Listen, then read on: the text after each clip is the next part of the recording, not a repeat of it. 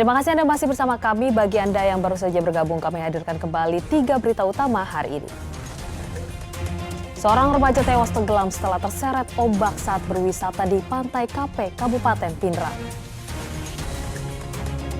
Maling bobol sebuah usaha catering di Kota Makassar pada siang hari, korban rugi jutaan rupiah. Dinas Kesehatan Parepare menarik obat sirup dari setiap toko obat dan apotek di Kota Parepare untuk sementara waktu.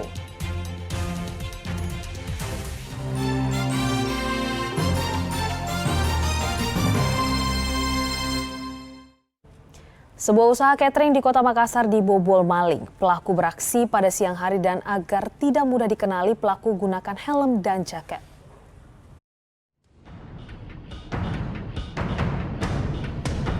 Salah satu lokasi usaha catering di Jalan Todopuli 10, Kota Makassar, Jumat pekan lalu dibobol maling. Aksi pencurian terekam pada kamera pengawas. Akibatnya korban menderita kerugian jutaan rupiah. Pelaku tampak menggunakan helm dan menggunakan jaket berwarna merah dengan leluasa memasuki tempat kejadian yang tidak terjaga.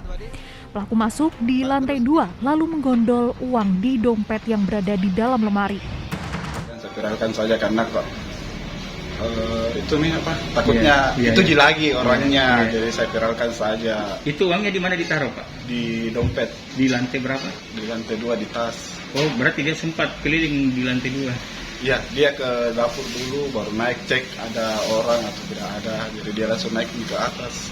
Saat situasi itu bagaimana, Pak, sebenarnya? Lagi kosong, habis sholat Jumat. Oh, habis sholat Jumat. Kalau dari CCTV, terekam CCTV ya, Pak, aksinya ini? Terekam. Itu ada berapa orang, Pak, dari CCTV? Sendiri naik motor. Sendiri naik motor. Akibat kejadian tersebut, pemilik usaha sengaja mengunggah rekaman CCTV saat pelaku beraksi. Hal ini agar pelaku yang kabur melarikan diri usai melancarkan aksinya bisa dikenali dan bisa segera ditangkap.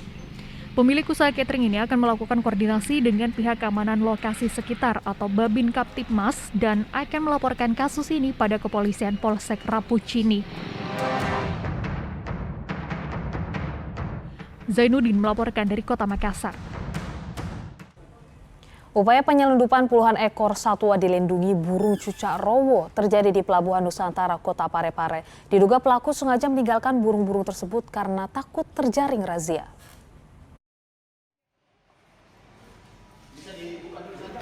Puluhan ekor burung cucak rowo diamankan petugas stasiun karantina pertanian kelas 1A, Kota Parepare pada Jumat minggu lalu. Puluhan burung ini ditemukan tidak bertuan di atas kapal penumpang yang merapat di dermaga Pelabuhan Nusantara, Kota Parepare. Burung ini diselundupkan melalui kapal asal Nunukan, Kalimantan Utara.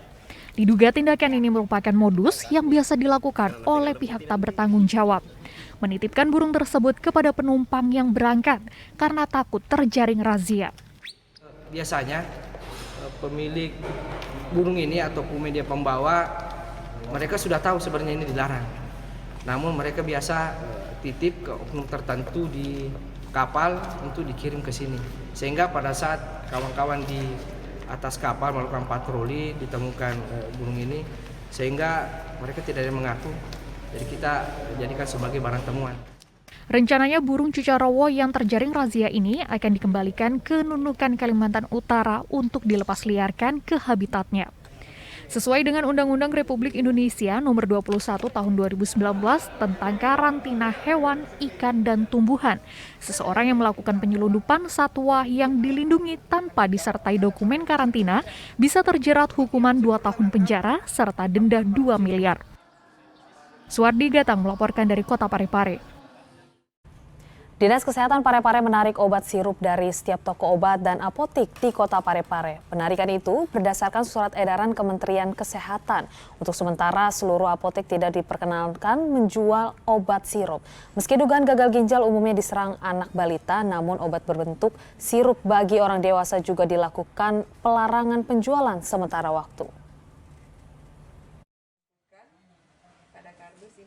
Pegawai Dinas Kesehatan Kota Parepare serentak melakukan penarikan obat berbentuk sirup di setiap toko obat dan apotek yang ada di wilayah Kota Parepare pada Kamis pekan lalu. Penarikan obat berbentuk sirup ini berdasarkan surat edaran Direktorat Jenderal Pelayanan Kesehatan Kementerian Kesehatan Republik Indonesia nomor SR 0105-3461 tahun 2022 yang surat itu berisikan kewajiban penyelidikan epidemiologi dan pelaporan kasus gangguan ginjal akut atipikal pada anak. Kini seluruh apotek tidak diperkenankan menjual obat sirup untuk sementara waktu sambil menunggu keputusan dari Kementerian Kesehatan. Jadi seluruh apotek itu mereka kan itu komitmen pada saat diberikan rekomendasi untuk melaksanakan operasional pelayanan apotek, mereka kan itu selalu mengatakan bahwa kita akan mengikuti aturan perundang-undangan yang ada. Oleh karena itu dengan adanya surat Dirjen Pelayanan Kesehatan ini, maka ini adalah satu bentuk komitmen dari seluruh apotek untuk mengikuti edaran yang dimaksud. Selain mengamankan obat dalam bentuk sirup berbagai merek itu, petugas kesehatan juga akan memperketat pengawasan untuk mengantisipasi adanya penjualan obat bentuk sirup ke masyarakat. Meski dugaan gagal ginjal umumnya diserang anak balita, namun obat berbentuk sirup bagi orang dewasa juga dilakukan pelarangan penjualan sementara waktu. Suardi Gatang melaporkan dari Kota Parepare.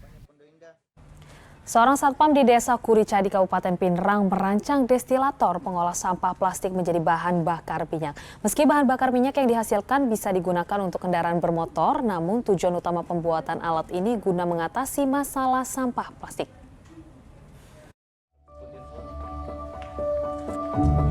Destilator sampah plastik ini dirancang oleh Yusuf, warga Desa Kurica di Kabupaten Pinrang yang bekerja sebagai satpam. Alat ini mengubah sampah plastik menjadi bahan bakar minyak. Destilator rancangan Yusuf berbahan pipa besi 3 inci sebagai penampung pecahan sampah plastik, kemudian dihubungkan ke pipa lebih kecil ukuran 3/4 inci dan ukuran 2 inci untuk menampung bahan bakar minyak hasil olahan sampah plastik. Meskipun bahan bakar yang dihasilkan bisa digunakan untuk kendaraan bermotor, tujuan utama pembuatan alat ini guna mengatasi masalah sampah plastik. Kami beri nama DETS atau destilator pengubah sampah plastik jadi bahan bakar. Nah, jadi alat ini kita gunakan untuk mengubah 3 tipe sampah plastik, ya, termasuk sampah HDPE, LDPE, termasuk sampah PP. Nah, kalau LDPE sejenis apa itu, Pak? Jadi yang LDPE ini sejenis botol dan plastik, kantong plastik. Ya. Yang terus tadi? Kemudian sampah PP, polietilen itu termasuk gelas-gelas air minum. Air mineral ya? Air mineral ya, itu kita gunakan untuk bahan bakar yang dihasilkan adalah bensin. Kalau yang tadi yang pertama? Kemudian HDPE itu termasuk botol-botol oli. Nah, itu yang dihasilkan bahan bakar adalah solar. Kemudian LDPE yang dihasilkan bahan bakar seperti kantong plastik itu minyak tanah. Setiap kilogram sampah plastik mampu menghasilkan 300 ml bahan bakar minyak. Jika ingin menghasilkan premium, maka gunakan sampah plastik dari botol air mineral. Sedangkan untuk menghasilkan solar digunakan sampah plastik kemasan oli. Sementara untuk menghasilkan minyak tanah, gunakan kantong plastik atau kresek. Yusuf menghabiskan biaya pembuatan destilator berkisar 3 juta rupiah. Kita harus apresiasi. Itulah salah satu cara bagaimana kita mengurangi timbulan sampah plastik yang ada di di alam. Nah, kita tahu plastik itu, Pak, sampai ratusan tahun tidak akan pernah terurai. Jadi sangat bahwa itu sebenarnya salah satu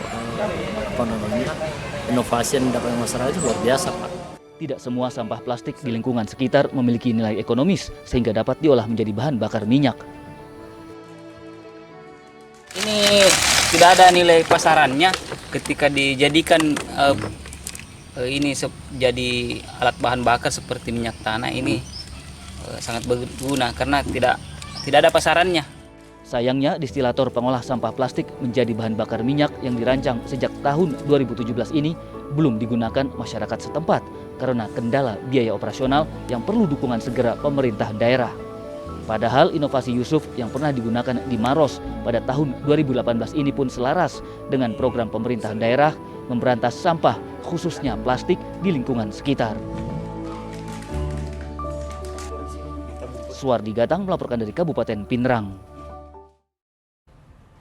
Kawanan begal yang menganiaya sekaligus merampok sopir taksi daring di Makassar ditangkap polisi. Selain dianiaya dengan senjata tajam dan benda tumpul, ponsel korban raib dicuri.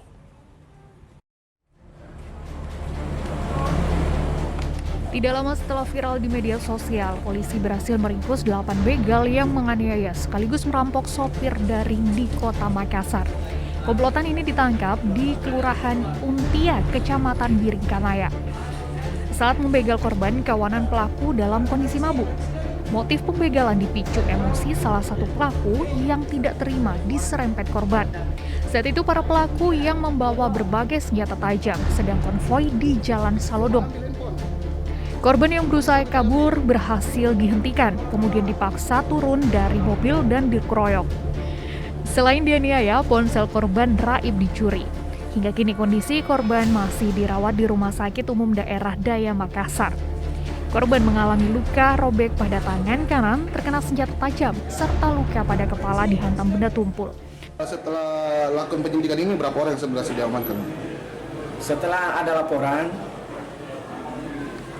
kita langsung melakukan penyelidikan, datangi TKP, mencari informasi, dan sampai malam tadi jam 6 kita sudah amankan 8 orang pelaku di backup oleh tim sus dari Polrestabes Makassar. Untuk penganiayaan seperti bagaimana, Kundan? Apakah ada pemarangan atau bagaimana? Ada yang pakai informasinya, ada yang pakai badi. Salah satu yang ada pelaku yang sempat menggunakan senjata tajam di tikam, tapi tidak terkena tangkis tangannya, makanya berdarah tangannya. Ada juga yang pukul kepalanya sehingga berdarah.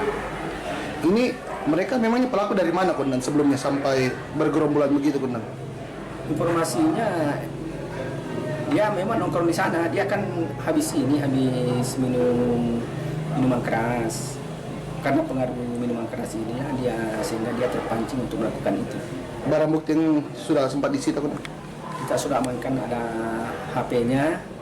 Guna mempertanggungjawabkan perbuatannya, seluruh pelaku dijerat pasal berlapis, yaitu pencurian disertai kekerasan dan pengeroyokan dengan pengerusakan, sehingga terancam 5 tahun penjara. Andi Muhammad Sardi melaporkan dari Kota Makassar.